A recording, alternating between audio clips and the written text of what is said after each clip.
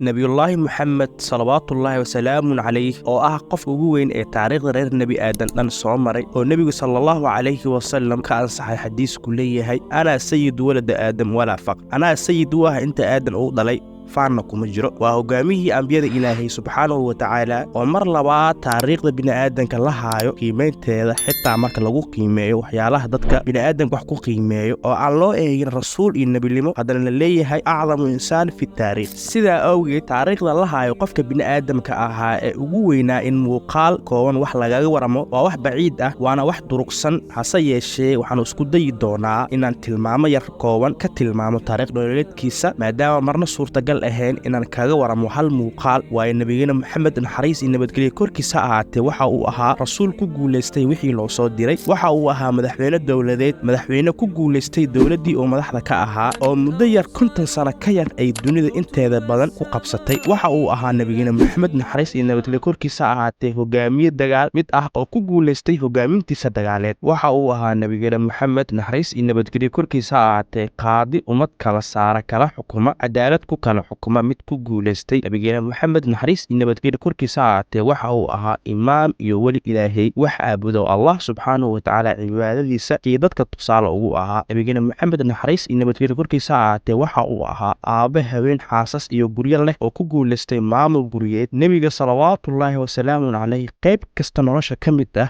waa qof ku guulaystay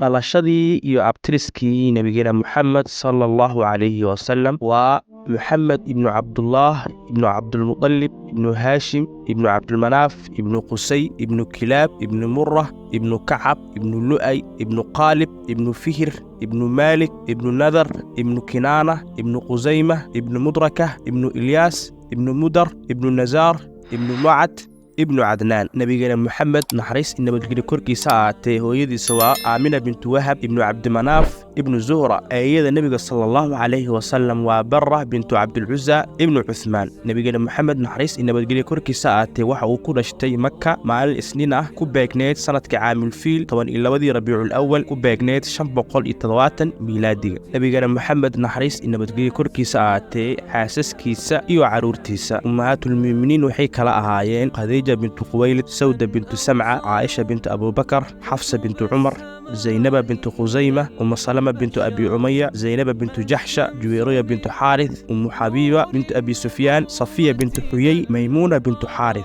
nabigeena maxamed naxariis iyo nabadgelyo korkiisa ahaatee caruurtiisa waxay ahaayeen 4 gabdho ah iyo 3 wiil 6 ka mid ah waxaa u dhashay ummuna khadiija waxay kala yihiin qaasim abdullaahi saynab ruqayya kalsuum iyo faatima halka ibraahim ay u dhashay maariya alkhibdi ugu dambeyn aan ku wada salino nabigeena maxamed allahumma salli wa sallim ala nabiyyina muhammadin wa ala ali muhammad kama sallayta ala ibrahim wa ala ali ibrahim innaka hamidum majid wa barik ala muhammadin wa ala ali muhammad kama باركت على إبراهيم وعلى آل إبراهيم إنك حميد مجيد وآخر دعوانا الحمد لله رب العالمين.